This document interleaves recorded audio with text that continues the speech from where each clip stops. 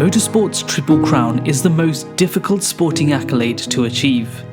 In fact, it's so rare that only one person in auto racing's century-long lifespan has achieved this result. Its lack of attainment has allowed it to fade into the obscurities of Grand Prix racing, and its allure silenced by the successive or specialized auto racing. In present day, only 2 active drivers have managed to complete 2/3 of this larger-than-life record, and only one of them has a genuine chance of finishing this in 2021. Here's what makes Motorsport's Triple Crown so difficult to achieve, what is needed to compete at each stage of the event, and how only a rare group of drivers in their twilight years of competing tend to attempt this feat. All this up next.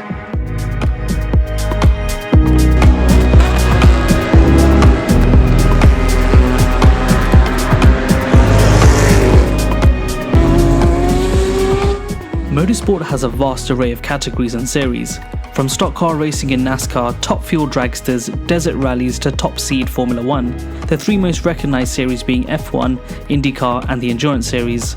Each of these 3 series are incredibly difficult to get into and all require a specialised degree of ability to compete in. Even the Endurance Series has multiple racing iterations which span a number of continents, and even within each series there are multiple classes of teams, all of whom compete against one another. Each leg of the Triple Crown is found in each racing category, with Formula 1 bringing the tight and twisting Monaco Grand Prix, IndyCar taking us to Brick Lane for the Indy 500, and the World Endurance Championship providing one of the oldest active motor racing events going in the Lemans 24 Hours. All 3 require a lifetime of preparation, and often drivers will focus on one type of racing rather than spreading themselves too thin.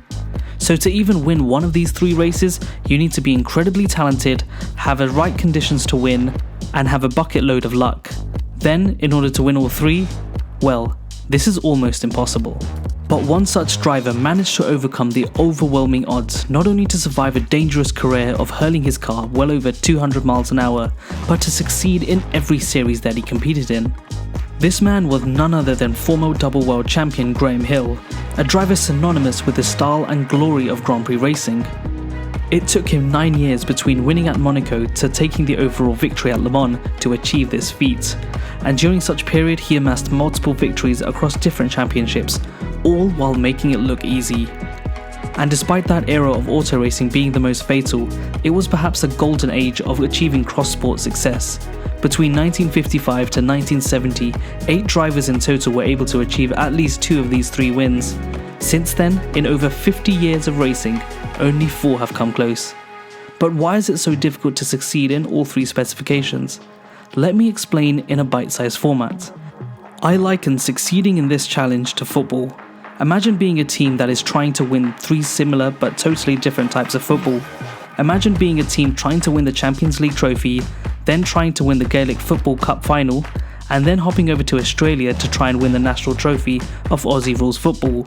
It's almost silly to even consider trying to achieve this feat, yet for the longest time this is what many motor racing drivers aim to conquer. And it's becoming increasingly more difficult as the years have gone by. And it's also why drivers such as Fernando Alonso and Juan Pablo Montoya are one of a finite few.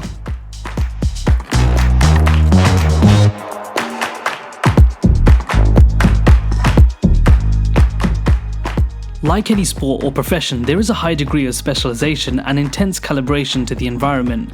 Having an area of expertise is precisely that, and motorsport is no different. Specifically for Formula 1, it is incredibly difficult to make it into this elite league of racing drivers where millions of dollars need to be pumped into a driver before they even reach a seat, and a number of years of prior success is required before any contracts are even signed.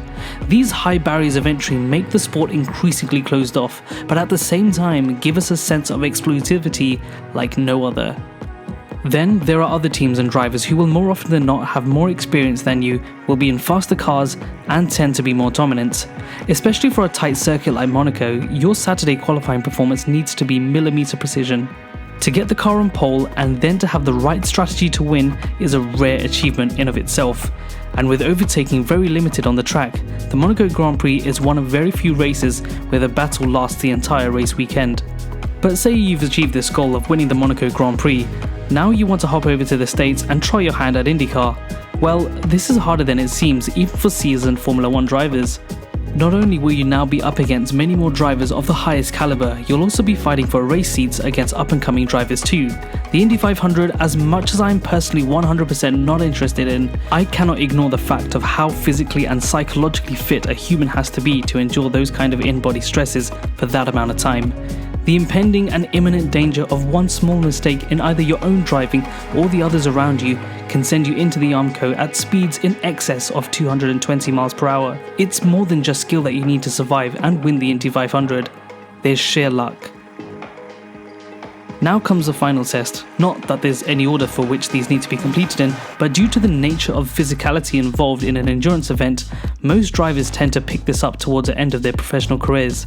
It also nods to the idea that most senior and the most polished drivers should occupy the grid at the Le Mans 24 hours, and how fitting for a driver of many talents to raise the motorsport's largest trophy and champion the Rolex like gladiators in front of French royalty. It's not only a symbolic race for its rich history, it's also the only race of the Triple Crown where it's more than just you versus the opposition. It's the only race where it's you versus you, where it's more than just the fastest cars that can win, but where the resilience holds precedence and endurance is master. But poetry aside, to win this event you need a car to survive 24 hours around Circuit de l'État alongside two other professional drivers. No mistakes, no unreliability, just pure focus and drive. For the longest time the overall victory would be Audi and then Porsche and now Toyota. But the LMP1 class is slowly fading away with the manufacturers who are unwilling to pay hundreds of millions of dollars to race and are now pulling out of the championship. So, in years prior you needed to make sure that you were driving for one of these three teams in order to be in contention for the win. But now, the Le Mans hypercar category is taking over as a top seed in endurance championships. Racing and ultimately winning at Le Mans is about to get a lot more difficult.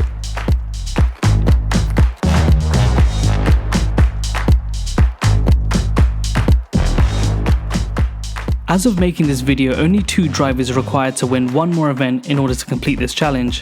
One being Fernando Alonso, who only needs to win at the Indy 500, and then there's Juan Pablo Montoya, who has just the Le Mans to conquer. Unfortunately, Alonso will not be competing at this year's Indy 500 event, which automatically rules him out of contention. Montoya, on the other hand, is competing in the World Endurance Championship and has a shot for glory. Unfortunately, Montoya will be entered with an LMP2 car, which is a specification below the LMP1 class. This makes it increasingly unlikely for him and his co-drivers to take the overall victory, but it's also not impossible. Now, there are a number of drivers who have at least won one of these events who are still actively driving today, but none of these drivers have actually shown any interest to compete across multiple series and categories. Though I do speculate one driver who has yet to win any of these races who I think will be the next future crown holder. His name goes by Charles Leclerc, a monegasque driver himself whom is also pipped to be a future world champion in Formula 1. It's also a matter of time until he wins at Monaco too. And he is already linked with a driver at Ferrari for the Le Mans 24 hours in 2023. Now, it's important to know that Ferrari will be entered as an LMH car, and Ferrari as a factory team will pump out all of the funds needed in order to make this Le Mans dream come true again and take the top step of the podium. And at the tender age of 23, who I think is easily the top 3 hungriest F1 drivers of today, who knows what other series he could aim to win at.